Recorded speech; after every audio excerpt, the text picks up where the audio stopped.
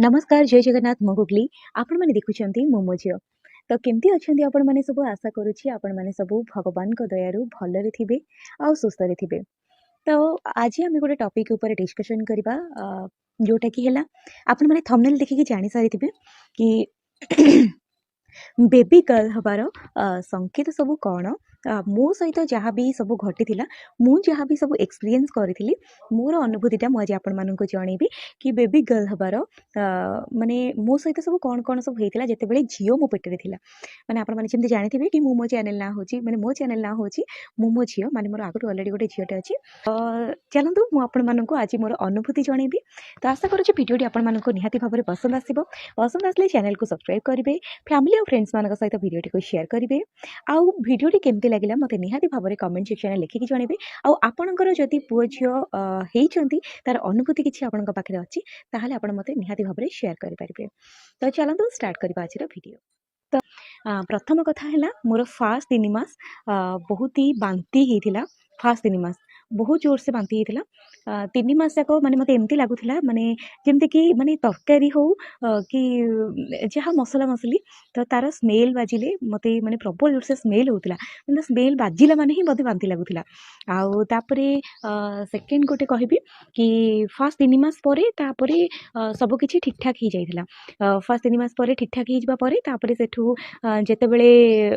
पुणी थरे 6 मास चलला 6 मास परठू पुणी थरे सेमती बांती हवा स्टार्ट ही जाइथिला बांती हवा स्टार्ट ही जाइथिला तापरे माने खाइबा को भी किछि इच्छा होइनी जहाँ भी खाइले खाद्य डाइजेशन भी होइनी बहुत वोमिटिंग हुए आउ तापरे जम्मार भी मते मसला जिनस खाइबा को इच्छा होनथिला। तो सेतेबेले मते किछि मसला मसली भी खाइबा को इच्छा होइनी बस एनी टाइम मु केवल मिठाई खोजे एमती कि मिक्सचर खाइबा को इच्छा होइनी कुरकुरे खाइबा को इच्छा होइनी मैगी खाइबा को इच्छा होइनी ए सब किछि भी जेमती आलू भर्ता भी हेगला ना काहेकि माछ बेसर हेगला खट्टा जिनस हेगला ए सब किछि भी मते खाइबा को इच्छा होइनी केवल मिठा ही मते खाइबा को इच्छा होतला जेतेबेले मोर पेटरे जियो थिला। तो से जहाँ भी सब खाऊली जमती कि भात भी हो ना कहीं रुटी भी हो भात रुटी बिस्किट क्षीर हो मैंने जहाँ भी हो सेटा ना मोर ये सब तंटी ठीक गदा है भाया लगे तो सब तंटी गदा है भाया लगे तापर मात्र 10-15 मिनट पर से सब वोमिटिंग आकार बाहरी जीव पुणी थे जो 9 मास है से खाइबा डाइजेशन एत भी हेलानी भलरे खाइबा बहुत कम डाइजेशन हुए माने एमती डाइजेशन माने एमती हुए कि माने झाड़ा बांती दीटा जाक हो जाए जहाँ भी टिके खाइले तो ये सिचुएशन देखा देता आउ तापरे आउ गोटे कथा कहबी झील जिते मो पेटे थिला जिते डेलीवरी टाइम आसीला सेई टाइम रे मोर ना डेलीवरी डेट भी क्रॉस कर जाय डॉक्टर एक्चुअली मते देइथिले डेलीवरी डेट मार्च मासरे किंतु मोर झील होइथिला मार्च क्रॉस करि जाइथिला माने मार्च मास क्रॉस करिकि एप्रिल मास 6 तारिख को जाइकि मोर डेलीवरी होइथिला। तो मैक्सिमम 10 दिन क्रॉस कर जाइथिला मो डेलीवरी डेट किंतु तापर भी मोर नॉर्मल डेलीवरी होइथिला